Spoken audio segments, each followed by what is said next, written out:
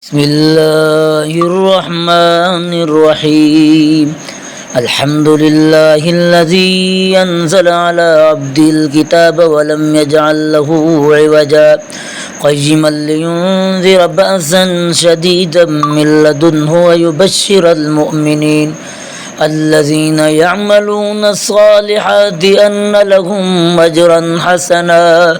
ماكثين فيه أبدا وينذر الذين قالوا اتخذ الله ولدا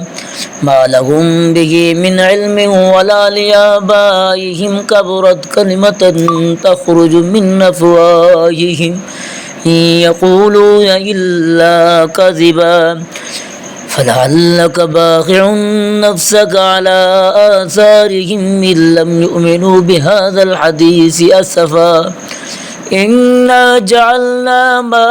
على الأرض زينة لها لنبلوهم أيهم أحسن عملا وإنا لجاعلون ما عليها صعيدا جرزا أم حسبت أن أصحاب الكهف والرقيم كانوا من آياتنا عجبا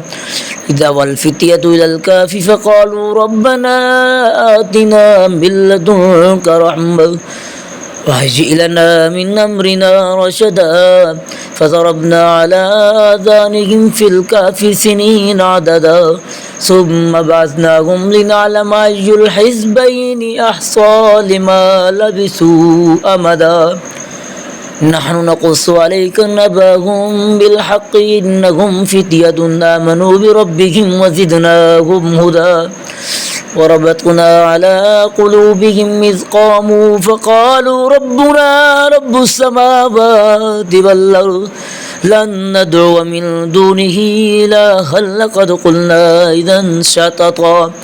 هؤلاء قوم اتخذوا من دونه آلهة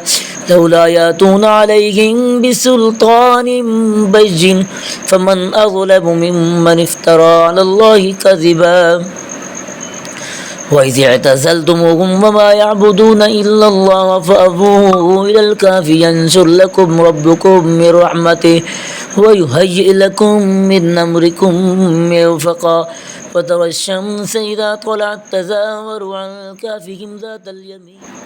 وإذا غربت تقرضهم ذات الشمال وهم في فجوة منه ذلك من آيات الله من يهد الله فهو المهتد ومن يضلل فلن تجد له وليا مرشدا وتحسبهم أيقاظا وهم رقود ونقلبهم ذات اليمين وذات الشمال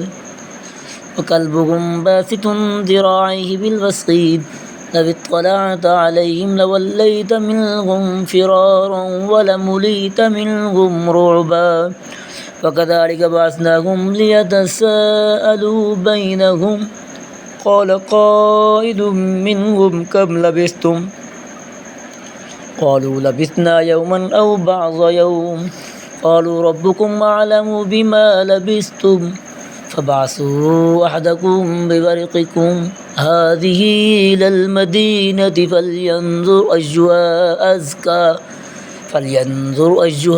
أزكى طعاما فليأتكم برزق منه وليتلطف ولا يشعرن بكم أحدا إنهم إن يظهروا عليكم يرجموكم أو يعيدوكم في ملتهم ولن تفلحوا إذا أبدا وكذلك أعثرنا عليهم ليعلموا أن وعد الله حق وأن الساعة لا ريب فيها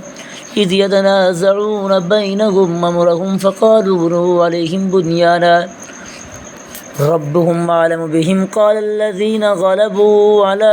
أمرهم لنتخذن عليهم مسجدا سيقولون ثلاثة رابعهم كلبهم ويقولون خمسة سادسهم كلبهم رجما بالغيب ويقولون سبعة وثامنهم كلبهم قل ربي يعلم بعدتهم ما يعلمهم إلا قليل فلا تمار فيهم إلا مراء ظاهرا ولا تستفت فيهم منهم أحدا آمنت بالله صدق الله مولانا العظيم.